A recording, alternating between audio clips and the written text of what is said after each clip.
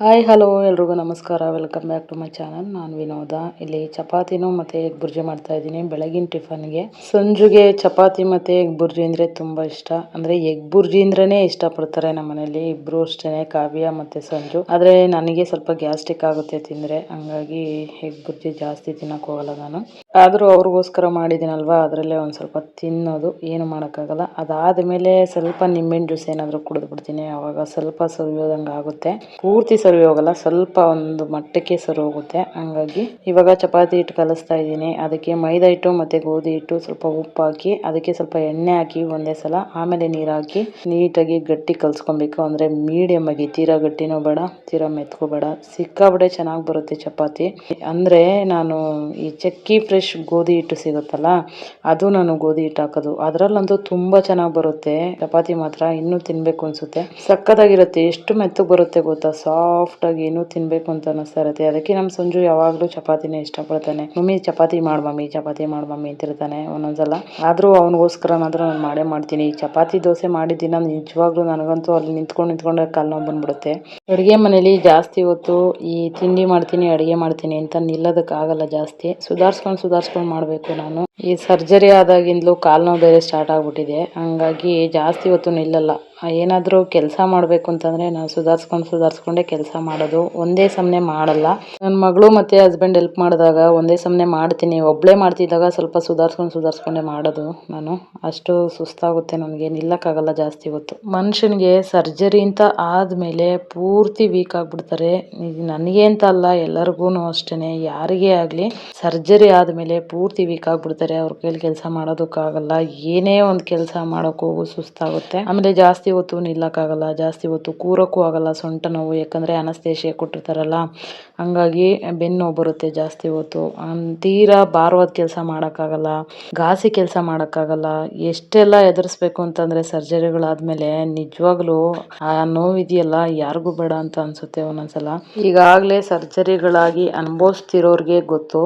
ಅಂದರೆ ಈ ಮಕ್ಕಳಾಗೋದಕ್ಕೆ ಸರ್ಜರಿ ಮಾಡ್ತಾರಲ್ಲ, ಅದೇ ಬೇರೆ. ಇನ್ನೂ ಬೇರೆ ಬೇರೆ ಸರ್ಜರಿಗಳು ಮಾಡಿಸ್ಕೊಳ್ತಾರಲ್ವ, ಮಂಡಿ ನೋವು, ಹೊಟ್ಟೆ ನೋವು, ಮತ್ತು ಅಪೆಂಡಿಸು, ಈ ಥರದ್ದೆಲ್ಲ ಮಾಡಿಸ್ಕೊಳ್ತಾರಲ್ಲ, ಅದೆಲ್ಲ ಆ ನೋವೇ ಬೇರೆ. ಎಲ್ಲದಕ್ಕೂ ಅನಸ್ತೇಶಿಯ ಕೊಟ್ಟೇನೆ ಮಾಡೋದು, ಸುಮ್ಮನೆ ಮಾಡಲ್ಲ. ಡೈರೆಕ್ಟಾಗಿ ಹೋಗಿ ಬಾಡಿ ಕಟ್ ಮಾಡಲ್ಲ ಯಾರೂನು. ಅನಸ್ತೇಶಿಯ ಕೊಟ್ಟೇನೆ ನಮ್ಮ ಮೈ ಮೇಲೆ ಏನಾದರೂ ಒಂದು ಗಾಯ ವಾಸಿ ಮಾಡ್ತೀವಿ ಅಂತಂದರೆ ಆಪ್ರೇಷನ್ ಮಾಡಿ ಅನಸ್ತೇಶಿಯ ಕೊಟ್ಟೇನೆ ಮಾಡೋದು ಎಲ್ಲ ಡಾಕ್ಟರ್ಸು ಅಷ್ಟೇನೆ. ಹಂಗಾಗಿ ಒಂದ್ಸಲ ಅನಸ್ತೇಶಿಯ ಕೊಟ್ಟ ಮೇಲೆ ಬಾಡಿಗೆ ಕಂಪ್ಲೀಟ್ ಆಗಿ ವೀಕ್ ಆಗ್ಬಿಡುತ್ತೆ ಬಾಡಿ. ಅದರಲ್ಲೂ ಆಕ್ಟಿವ್ ಆಗಿದ್ದು, ಸ್ಟ್ರೆಂತ್ ಆಗಿದ್ದು, ಬ್ಲಡ್ ಜಾಸ್ತಿ ಇದ್ದು ಅವ್ರ ಮೈಯಲ್ಲಿ ವೆಜಿಟೇಬಲ್ಸು, ಫ್ರೂಟ್ಸು ಮತ್ತೆ ಡ್ರೈ ಫ್ರೂಟ್ಸು, ಈ ಥರದ್ದನ್ನೆಲ್ಲ ತಿನ್ಕೊಂಡು ಯಾರು ಆರೋಗ್ಯ ಕಾಪಾಡ್ಕೊಳ್ತಾ ಇರ್ತಾರೆ ಅಂಥವ್ರು, ಸ್ಟ್ರೆಂತ್ ಆಗಿರೋರು, ಏನೇ ಒಂದು ಸರ್ಜರಿ ಆದರೂ ತಡ್ಕೊಳ್ತಾರೆ. ಎಷ್ಟೇ ಅನಸ್ತೇಶಿಯ ಕೊಟ್ಟರು ಕೂಡ ತಡೆಯುತ್ತೆ ಬಾಡಿ. ಆದರೆ ನಾವುಗಳೆಲ್ಲ ಬೆಳಗ್ಗೆ ತಿಂದರೆ ಸಂಜೆ ತಿಂತೀವಿ, ಮಧ್ಯಾಹ್ನ ಊಟ ಮಾಡಿದ್ವಿ, ಇಲ್ಲ ಅಂದ್ರೆ ಇಲ್ಲ. ಆರೋಗ್ಯ ಅಂತೂ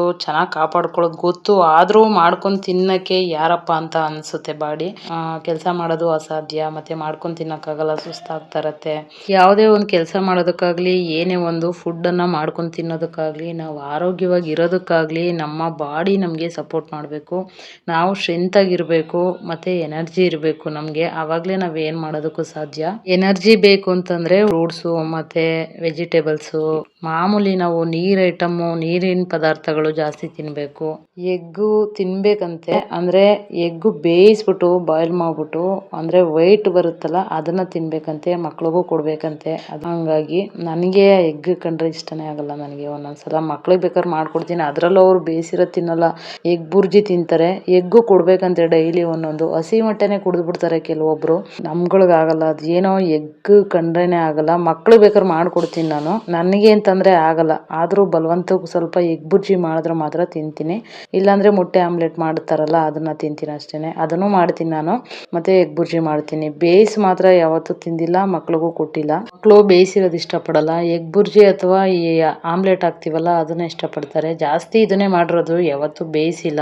ಇನ್ನು ಈ ಸರ್ಜರಿಗಳು ಆದಾಗಿಂದ ಜಾಸ್ತಿ ನಾನು ಹಣ್ಣಿನ ಜ್ಯೂಸ್ ಕುಡಿತೀನಿ. ಫ್ರೂಟ್ಸು ಎಲ್ಲ ಮಿಕ್ಸ್ ವೆಜಿಟೇಬಲ್ಸ್ ಹಾಕ್ಬಿಟ್ಟು ಜ್ಯೂಸ್ ಮಾಡ್ಕೊಂಡು ಕುಡಿತೀನಿ. ಜಾಸ್ತಿ ಕುಡಿದಿರೋದು ಅಂದರೆ ABC ಜ್ಯೂಸ್ ಕುಡಿದಿರೋದು ನಾನು ಜಾಸ್ತಿ. ಸರ್ಜರಿ ಆದಮೇಲೆ ಡಾಕ್ಟ್ರು ನಾನು ಕೊಡೋಕೆ ಹೇಳಿದರು, ಯಾಕಂದರೆ ಬ್ಲಡ್ಡಿಂದು ಸಿಕ್ಕಾಪಟ್ಟೆ ಪ್ರಾಬ್ಲಮ್ ಇತ್ತು ನನಗೆ. ಹಂಗಾಗಿ ಅದನ್ನು ಡೈಲಿ ಒಂದು 3 ತಿಂಗಳು ಮಾಡಿಕೊಡಿ ಅಂತ ಹೇಳಿದರು. ನಮ್ಮ ಮನೇಲಿ ನನ್ನ ಅಮ್ಮ ಮತ್ತು ನನ್ನ ಹಸ್ಬೆಂಡು ಮಾಡಿಕೊಡ್ತಾಯಿದ್ರು, ಕುಡಿತಾ ಇದ್ದೆ. ಅಂದರೆ ರೆಸ್ಟಲ್ಲಿ ಇದ್ನಲ್ಲ ಆವಾಗ. ಚೆನ್ನಾಗಿ ಆದಾಗ್ಲೂ ರೆಸ್ಟ್ ತೊಗೊಂಡು ನಾನು ಚೆನ್ನಾಗಿ ಆದ್ಮೇಲೂ ಕೂಡ ಕುಡಿದಿದ್ದೀನಿ. ಇವಾಗಲೂ ಕೂಡ ಕುಡಿತಾ ಇದ್ದೀನಿ.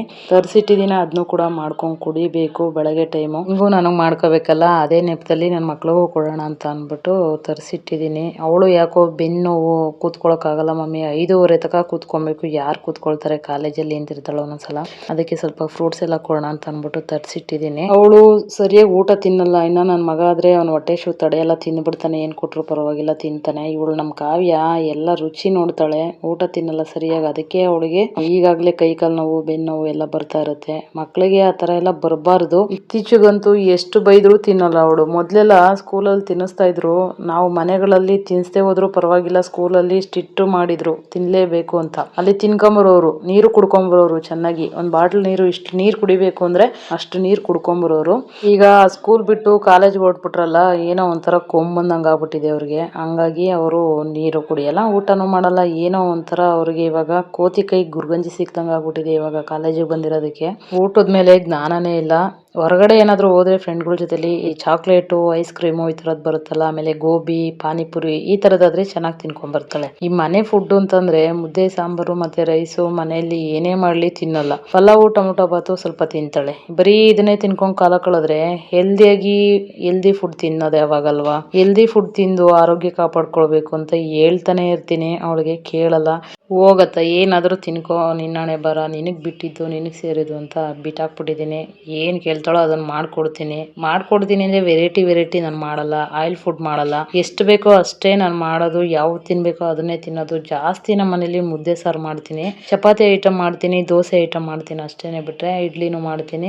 ಚಿತ್ರಾನ್ನ, ಪುಳಿಯೋಗರೆ ಇನ್ನೇನು ಅವೆಲ್ಲ ತಿನ್ನೋದಕ್ಕೆ ಆಗಲ್ಲ, ನಾನು ಮಾಡೋದು ಇಲ್ಲ ಜಾಸ್ತಿ. ಅಪರೂಪಕ್ಕೆ ಮಾಡ್ತೀನಿ, ಜಾಸ್ತಿ ಮಾಡಲ್ಲ ಅಷ್ಟೇನೆ. ಬೇರೆ ಏನು ಇಡಿಸುತ್ತೋ ನಮ್ಮ ಬಾಡಿಗೆ ಅದನ್ನೇ ನಾನು ಮಾಡೋದು. ಯಾಕಂದರೆ ನನಗೆ ಮುದ್ದೆ ಬಿಟ್ಟರೆ ಬೇರೆ ಏನು ತಿನ್ನೋಕ್ಕಾಗಲ್ಲ. ಅದಕ್ಕೆ ನಾವು ಇಷ್ಟು ಹೆಲ್ದಿಯಾಗಿರೋದು. ಸ್ವಲ್ಪ ಬಾಡಿ ಪೇನ್ ಇದ್ದೇ ಇರುತ್ತೆ. ಅಂದರೆ ಹೇಳದ್ನಲ್ಲ ಅವಾಗಲೇ, ಸರ್ಜರಿ ಆಗಿರೋದಕ್ಕೆ ಬಾಡಿ ಪೇನ್ ಇದ್ದೇ ಇರುತ್ತೆ, ಬೆನ್ನು ನೋವು ಬರುತ್ತೆ, ಕೈ ಕಾಲು ನೋವು ಬರುತ್ತೆ, ತಲೆನೋವು ಬರುತ್ತೆ, ಇದ್ದೇ ಇರುತ್ತೆ ಇಂಥದ್ದೆಲ್ಲ.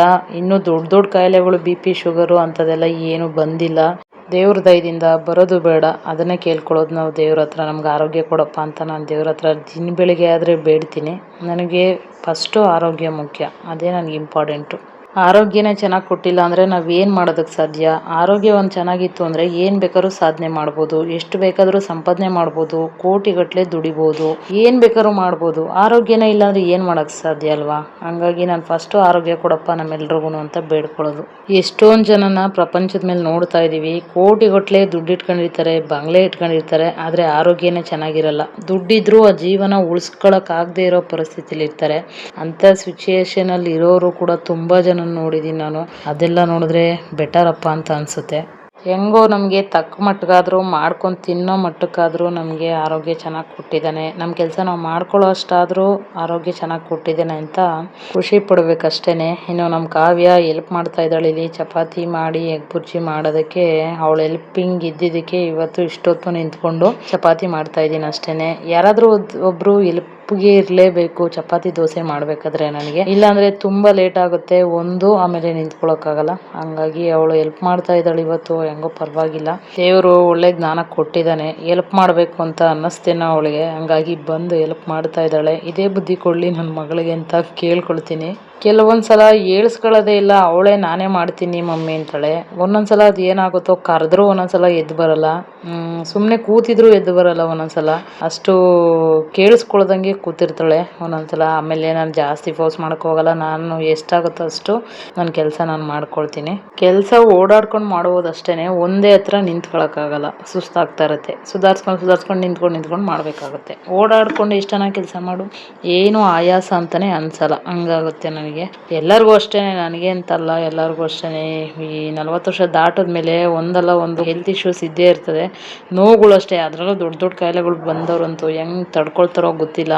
ನಮಗೆ ಇಷ್ಟಕ್ಕೆ ಹಿಂಗಾಗುತ್ತೆ. ಪಾಪ ಅವರು ವಯಸ್ಸಾದವ್ರು ಅದು ಹೆಂಗ್ ತಡ್ಕೊಳ್ತಾರೋ ಅಂತ ಅನ್ಸುತ್ತೆ ಒಂದೊಂದ್ಸತಿ. ನಮ್ಮಷ್ಟು ಗಟ್ಟಿ ನಮ್ಮ ಮಕ್ಳಿಲ್ಲ ಅನ್ಸುತ್ತೆ ಇವಾಗ ನೋಡಿದ್ರೆ. ಹಂಗಾಗಿ ಆದಷ್ಟು ಹೆಲ್ತಿ ಫುಡ್ನ ತಿನ್ಕೊಂಡು ಆರೋಗ್ಯನ ಕಾಪಾಡ್ಕೊಳ್ಳಿ ಎಲ್ಲರೂ ಅಷ್ಟೇನೆ. ನನಗೆ ಸುಮಾರು ಜನ ಕೇಳ್ತಾರೆ, ನೀನ್ ದಪ್ಪನೇ ಆಗಿಲ್ಲ, ಸರ್ಜರಿ ಆದ್ಮೇಲೂ ಇಷ್ಟು ಸಣ್ಣ ಇದೆಯಾ, ಫಿಟ್ ಆಗಿದ್ಯಾ, ಹೆಂಗೆ ಏನು ಎತ್ತ ಎಲ್ಲಾನು ಕೇಳ್ತಾನೆ ಇರ್ತಾರೆ. ಎಲ್ಲಾನು ಏನ್ ಆನ್ಸರ್ ಹೇಳ್ಬೇಕು ಅಂತಾನೆ ಗೊತ್ತಾಗಲ್ಲ ನನಗೆ. ನಾನು ತಿನ್ನದೇ ಮುದ್ದೆ ಸಾರು ಅನ್ನ ಬಿಟ್ರೆ ಇನ್ನೇನೂ ತಿನ್ನಲ್ಲ. ನಾನು ತಿಂದ್ರೆ ಚಪಾತಿ ದೋಸೆ ತಿಂತೀನಿ, ಇಡ್ಲಿ ತಿಂತೀನಿ ಅಷ್ಟೇ. ಅದ್ರಲ್ಲೂ ನೋಡ್ಬೇಕು ಅಂದ್ರೆ ಎಣ್ಣೆ ಐಟಮು ಜಾಸ್ತಿ ತಿಂತೀವಿ. ಚಪಾತಿ ದೋಸೆ ಮಾಡಿದಾಗಂತೂ ತುಂಬಾ ಎಣ್ಣೆ ಹಾಕ್ತೀನಿ ನಾನು.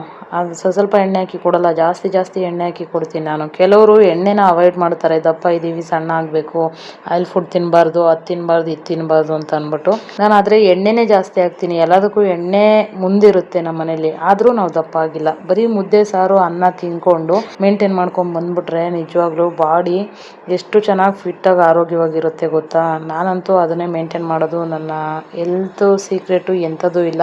ಬರೀ ಮುದ್ದೆ ಸಾರು ಅನ್ನ ಬಿಟ್ಟರೆ ಇನ್ನೇನು ತಿನ್ನಲ್ಲ. ಸಿಕ್ಕಿದೆಲ್ಲ ಆಳು ಮುಳು ಅಧ್ವಾನ ಎಲ್ಲ ತಿನ್ನಲ್ಲ ನಾನು. ಇದಾಗಿತ್ತು ಇವತ್ತಿನ ವಿಡಿಯೋ. ಇಷ್ಟ ಆದರೆ ಲೈಕ್, ಶೇರ್, ಕಮೆಂಟ್, ಸಬ್ಸ್ಕ್ರೈಬ್ ಮಾಡೋದನ್ನ ಮರಿಬೇಡಿ ಅಂತ ಹೇಳ್ತಾ ಮತ್ತೆ ಸಿಗೋಣ ಇನ್ನೊಂದು ವಿಡಿಯೋದಲ್ಲಿ. ಅಲ್ಲಿವರೆಗೂ ಟೇಕ್ ಕೇರ್, ಬಾಯ್.